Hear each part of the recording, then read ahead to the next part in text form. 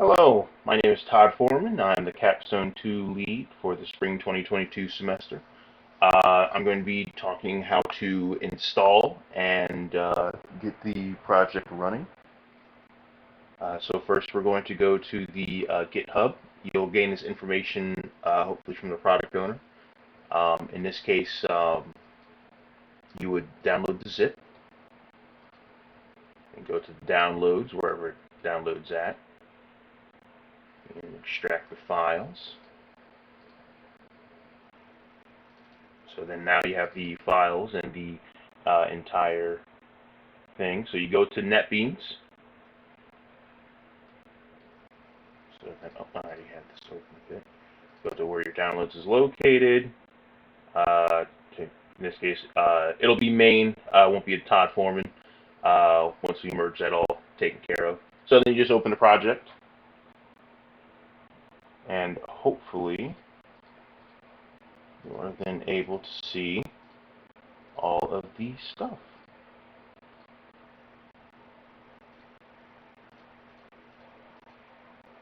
And we'll just open up the main. And this will contain all the information required for the project and anything else. So in this case, what's needed next is to set up the MySQL. In the installation guide, which will hopefully come with the repository that the professor will hopefully be able to give you. We have here links to what you need. So in this case, the GitHub, which is to download the code, and you will be accessing that with the username and password for the specific ComboCounter project. The NetBeans, we have to use NetBeans for this project due to a specific class being NetBeans only. And then we will use MySQL as the database that contains all the information. So I'll be showcasing that you download the database via here. In this case, it looks like they've just updated to 8.0.29. That'll be fine. You download, there's really much of a difference specifically. Pick whichever installer. I think this one is the actual download installer, and this one somehow downloads it via the web. Not too sure the difference specifically. But then once you get that installed, you'll then have the MySQL installer. You specifically want the MySQL server, the MySQL workbench, and the connector J. Those are the only three things you need. The rest of this is just for myself in this case. But once those are installed, everything's set up, you want to make sure that whenever it asks you for any usernames or passwords, the username is root, and the password is also root. So everything's root, so R-O-O-T. And then once all that's installed, you'll most likely have an empty MySQL connections page. In this case, you just press the plus button. You just press or you create a connection name. So you can always call it anything. I'll call mine Boop. So I create a new connection. Same thing as this one. Don't worry about the localhost versus the 127. They're the same thing. One's just called localhost. One's using the actual localhost IP address. So I'll start a Boop. Password in this case will just be root. So at this case here, it looks like I already have ComboCounter set up perfect for this one. I think this is due to the fact that it's the same exact local database from the one I currently have already made. But in this case, when you make a brand new database and there's nothing on your system, it'll just have a SCIS schema. So in this case, we're going to disregard this ComboCounter real quick, and we're going to create a new schema, or in this case, we're going to delete this one. Drop real quick. Drop now, please. So we're going to create a new schema, and we're going to call it ComboCounter, all lowercase, right there. We're going to press apply, and then once again, apply, and finish. And so now the schema has been created. This is where all of your tables will be located. After that, you will double click it. This will then cause it to be active. So now you will go up to this small little folder here to open an SQL file. Make sure to sort of close these extra tabs just to clean it up. And one moment, go back to downloads here. There we go. And then you go to the downloaded file. You go to the database, and then you will one by one pull in each of these. Press this little lightning button, and it'll execute it. And then close it, and then go here, and then execute it, and close it, and then you just go one by one.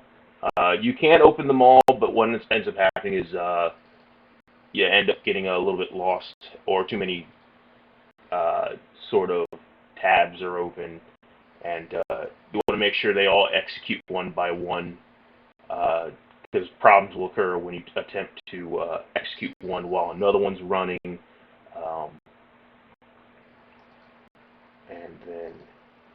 And if you accidentally execute the same thing, that's all right. It has a drop table function where it'll delete the table that's already in there and then just recreate it. So you can press these however many times and you'll be okay. And then we should be good after this. So then I've executed all the SQL files.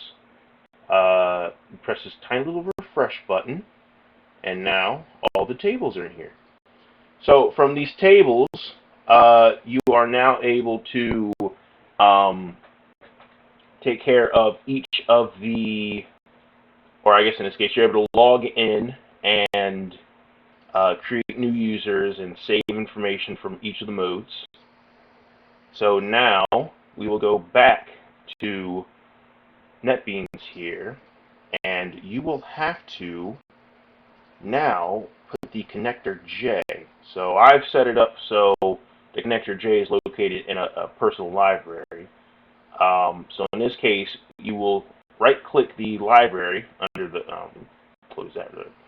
You'll right-click the libraries to add a library, and so then you'll go to create a library, and you'll name this one. I'll call this one MySQL2, just for example purposes. And you press OK. So now you have to add a jar/folder. So now, and this is primarily for Windows. I will showcase this quick thing for the Mac and Linux. So you'll go to your local C drive. If I'm correct, it is program files 86. You then locate the MySQL. And mind you, this should be relatively the same if you are downloading this or installing MySQL on a separate drive. It should still sort of be the same thing. And then, yep, you find the connector J 8.0, and then you just add that jar. Press OK. And then MySQL2 is there, and you just add that to your library. And now that allows you to properly connect the program to the database. So now if I run the program and I go to log in and I put in some quick dummy data, just 1, 2, 3, 4, 1, 2, 3, 4, I log in. I'm now accessing the program in full, and I've gone through the login goal. In this case, in the console, you'll just see the input that you've placed into there. And then from there, you're able to go through any of the various modes and do whatnot with them. So in this case, specifically for the Mac and Linux, you guys will go to, let me see here. Perfect. There's a link here, as you cannot use the connector, you cannot use the basic MySQL installer. I think you're still able to install the Workbench and the server without too much problems, but you do not have access to that installer as easily, so you do not have the easy installation of the connector J. So in this case, you will just follow this link. You will go to Platform Independent once you go to this link. and then you will download, in this case, most likely the zip file here. I'm not sure if anyone is using this tar.gz format. I've never seen it. I think someone did say it was Linux, but you'll download this, and inside of it, no thanks, just start my download. Inside of there will just be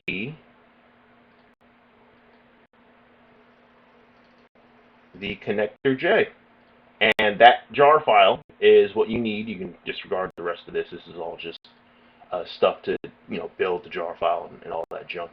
But when you go to create your library in NetBeans, so when I'll create another one in this case, my SQL 3. Press OK, and you go to add a jar file. You'll just locate that jar file wherever you want to keep it at. If you want to keep it in the downloads folder, that's okay. You go here, and then, oh geez, I gotta look through this. There we are. MySQL connector Java. You go there, and then you add that, and now you have it, and you add it to your library. And now I have 3 of these, but you need the connector, or it will not work at all.